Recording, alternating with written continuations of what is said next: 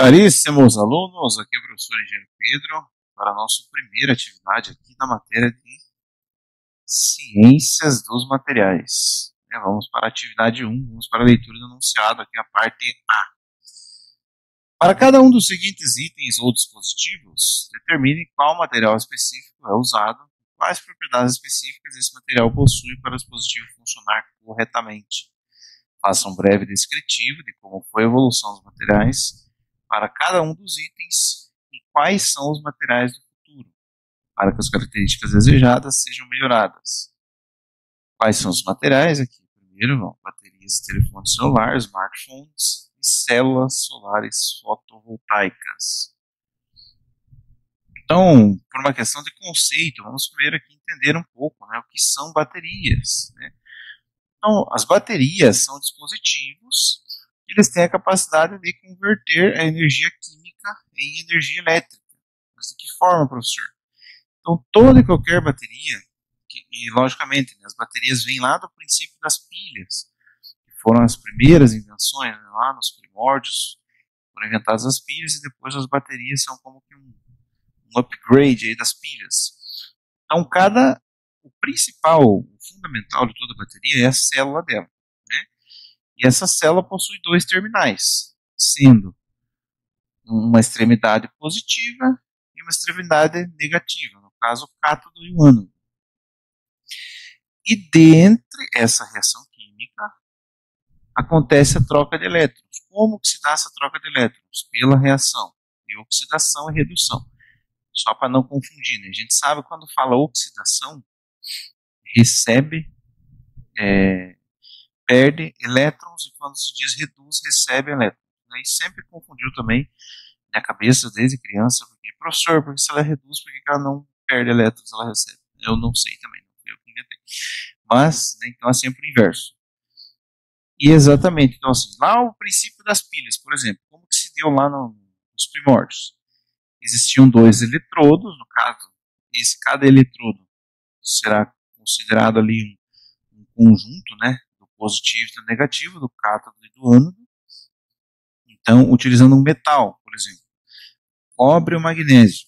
E entre esses metais existe uma ponte salina para equilibrar essa reação.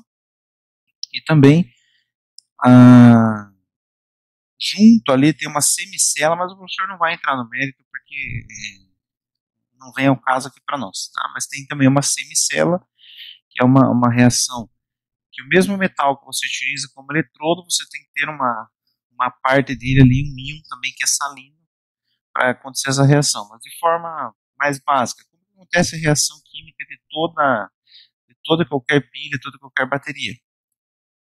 Uma das extremidades, seja positivo ou negativo, seja um eletrodo de um tipo de metal, o outro eletrodo de outro tipo de metal, ele acontece, um dos lados perde o elétron, portanto, oxida.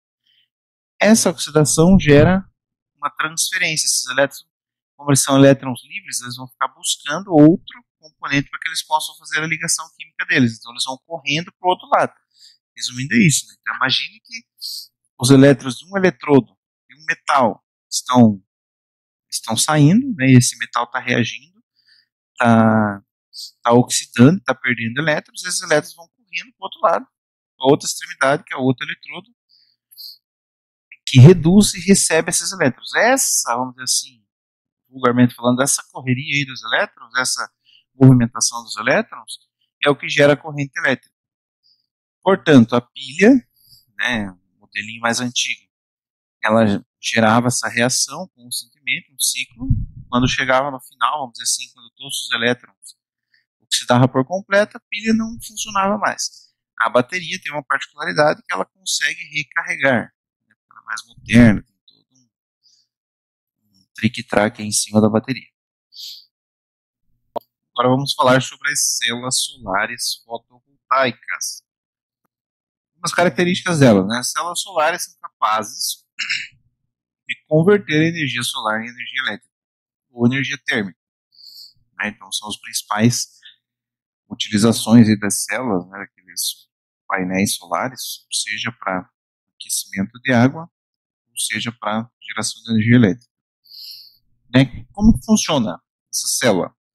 Então, tá, só um detalhe, a célula não é painel, né? Às vezes o pessoal, o painel solar não, painel, vamos dizer assim, é todo o conjunto da obra. A célula é simplesmente o mais importante ali que está dentro dela, mas é um componente do painel, né? Porque o painel também tem o vidro, tem o isolante, tem uma moldurinha de alumínio, geralmente. Então, o painel é toda aquela placa que a gente vê, né, em cima dos telhados, etc. E a célula é o que está por dentro, que faz realmente a reação, novamente, uma reação química, que é o que faz acontecer ali a conversão para a posterior geração de energia elétrica. Então, da onde vem essa energia? Essa energia vem do Sol, através dos raios, né, ultravioleta, que a gente chama das energias dos fótons, que é absorvida por essa célula. Né? Não é absorvida na totalidade, uma parte dessa energia dos fótons que vem do Sol é absorvida pela célula. E como funciona essa célula? O mesmo princípio da bateria, né? Tem que ter um semicondutor e, apesar de serem nomenclaturas diferentes, a lógica é a mesma, né? Da questão vamos dizer assim, de eletrodos, né? De polos positivos e negativos. Por quê? Porque tem que ter também a movimentação dos elétrons, né? Então, como que funciona? Então, pense assim, as células são películas muito, muito, muito fininhas de silício, em geral, né, a grande maior parte é de silício. E tem silícios ligados ao boro e também silício ligado ao fósforo. Essa diferença de cargas de elétrons, né, faz com que tenha ali uma parte mais positiva e uma parte mais negativa. Quando a luz solar incide sobre essa célula, no caso ali os fótons, o professor menciona aqui no texto, os fótons que acionam os elétrons no semicondutor. Então acontece a movimentação dos elétrons, né? Porque esse fóton, a energia solar, faz com que quebre as ligações ali e os elétrons ficam se movimentando. Essa movimentação precisa daí de um condutor que faça com que esses elétrons se encaminhem, né, para eles, vamos dizer assim, que seja um caminho para eles. Em geral, são fios de cobre muito fininhos que interligam essas células, né, célula a célula, gerando esse caminho aí para a condução dos elétrons. E isso é constantemente, né? Portanto, quanto maior a incidência solar, quanto maior a energia dos fótons, maior é a capacidade de movimentação dos elétrons, maior será a energia elétrica gerada.